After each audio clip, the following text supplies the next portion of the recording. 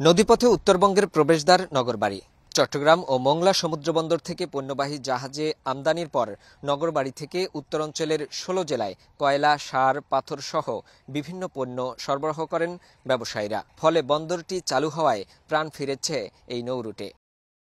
এই বন্দর চালু হওয়ায় পণ্য পরিবহনে রাজধানীর সাথে সড়ক পথে উত্তরবঙ্গের দূরত্ব কমবে প্রায় ৮০ কিলোমিটার। যমুনা সেতুর উপর চাপ কমবে। কম খরচে সহজে নদীপথে বিপুল পরিমাণ সার, কয়লা, সিমেন্ট, পাথর সহ অন্যান্য পণ্য আনা নেওয়া করা যাবে। দেশি এবং বিদেশি সংস্থাকে ইনভলভ করে কিভাবে আমরা আরো ভালোভাবে এটা কস্ট এফিসিয়েন্সি নিতে পারি। আমি বলেছি যে আমার পণ্য মূল্যের যদি পরিবহন খরচ কমে যায় এবং আমি যদি তাড়াতাড়ি মালগুলো ওঠানামা করতে পারি, তাহলে কিন্তু এর ইফেক্ট আমাদের দ্রব্যমূল্যের উপর পড়বে এবং ভালো ভালো ইতিবাচক প্রভাব থাকবে। শনিবার বন্দরের আধুনিক টার্মিনাল কমপ্লেক্সের উদ্বোধন করেন নৌ পরিবহন উপদেষ্টা এম শাখাওয়াত হোসেন। এ সময় তিনি বলেন, বন্দরটিতে পণ্য খালাসে আধুনিক যন্ত্রপাতি ব্যবহার করা হবে। এতে জাহাজ থেকে পণ্য খালাসে গতি বাড়বে কয়েক গুণ, বাড়বে রাজস্ব আয়ও।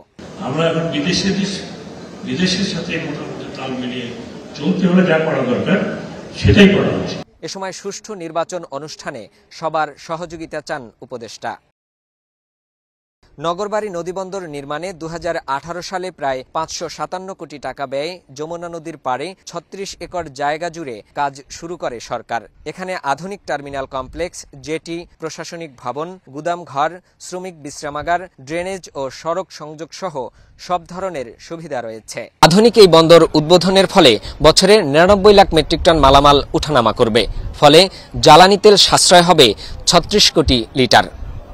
ফাহিম মুনাইম, বৈশাখী সংবাদ, নগরবাড়ি নদীবন্দর, পাবনা।